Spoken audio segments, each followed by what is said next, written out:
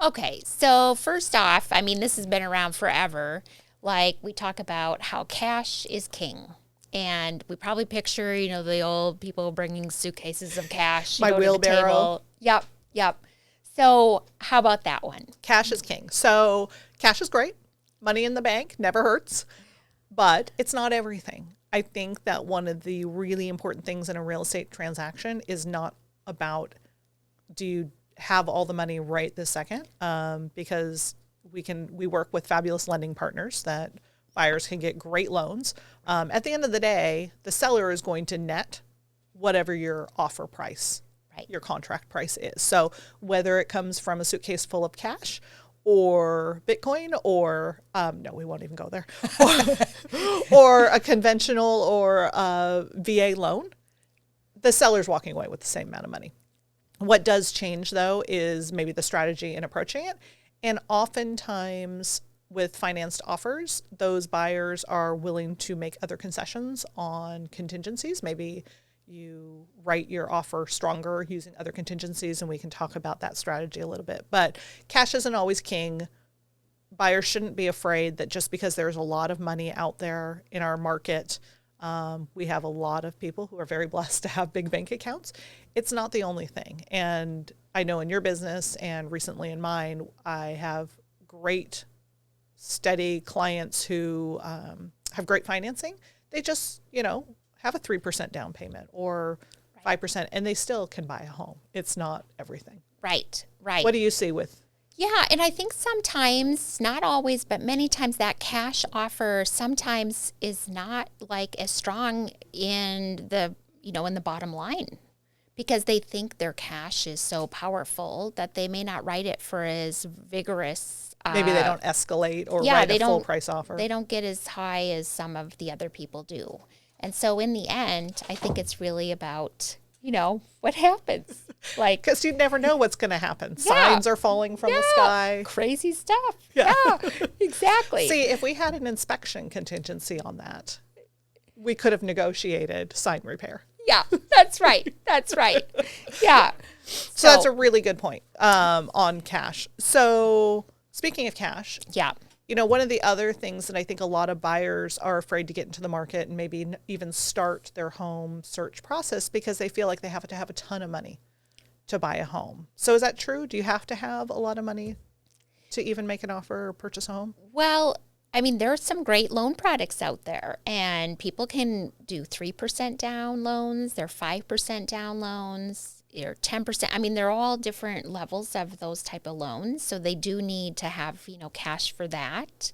The down payment and some of the closing costs, but it doesn't have to be these enormous amounts.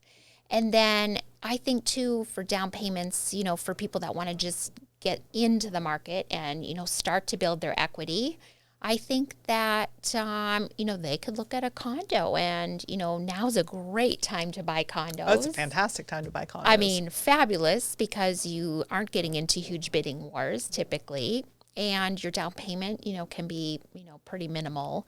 So, no, you don't need a ton of cash, to buy. And I think it's also when you present offers, and let's say you're not putting, 20 or 25% down, it's also a matter of how your realtor, such as us, packages the deal together with the lender and, us as performers and the buyer.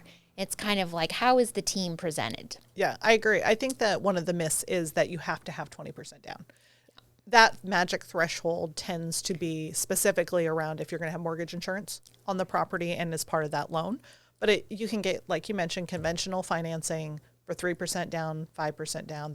And it just depends on what your mortgage insurance payment's going to be. That's all part, and as you grow in equity, that can go away over time. We can have a whole nother conversation on financing sometime. That would be fun. Yeah. But yeah, I think that is a myth. Yeah. As well. Yeah. Yeah. I agree.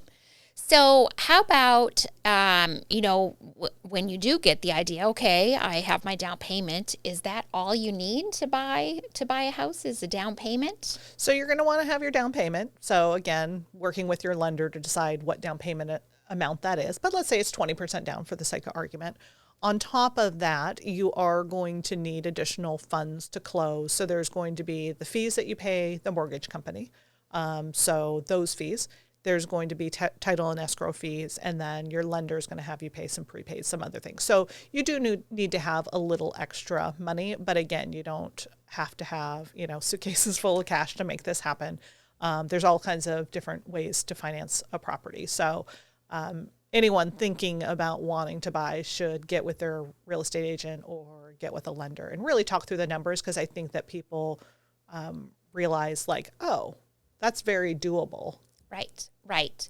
And I find even now with so many numbers in front of us like that, we have more conversations with the lender, sometimes almost weekly, to say, hey, if we offer on this is the down, here's, how much we're going to, take from that to the earnest money, where are we at? And then if we have to write for more, where is that coming from? So it is. Yeah, and that's a good, you bring up the earnest money too. So a lot of buyers think that that's a separate amount of money. It's actually going to be applied towards your total down payment or closing costs. So it's not an additional amount of money. It's part of the whole. Right. Yeah. Right. Yeah. Yes.